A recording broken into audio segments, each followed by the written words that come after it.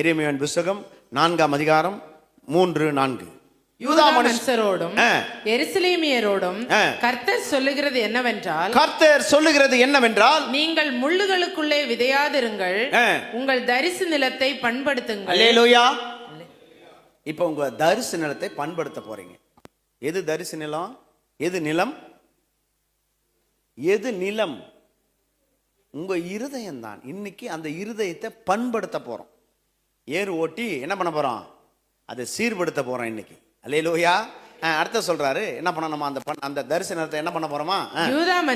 யூதா மனுஷரே எருசலேமின் குடிகளே, உங்கள் கிரியைகளுடைய பொல்லாப்பு நிமித்தம், உங்களுடைய கிரியைகளினுடைய பொல்லாப்பு நிமித்தம் என் உக்கிரம் அக்கினியை போல எழும்பி அவிப்பார் இல்லாதபடி எரியாதபடி இருக்க, நீங்கள் கர்த்தருக்கென்று உங்களை விருத்த சேதனம் பண்ணி உங்கள் இருதயத்தின் நுனித்தோலை நீக்கி போடுங்கள். அல்லேலூயா, அல்லேலூயா. நிலத்தை பண்படுத்தி உங்கள் நுனி தோலை நீக்கி போட்டால் மட்டும்தான் இந்த வசனம் உங்கள் இருதயத்துக்குள்ளே பதியும். அல்லேலூயா.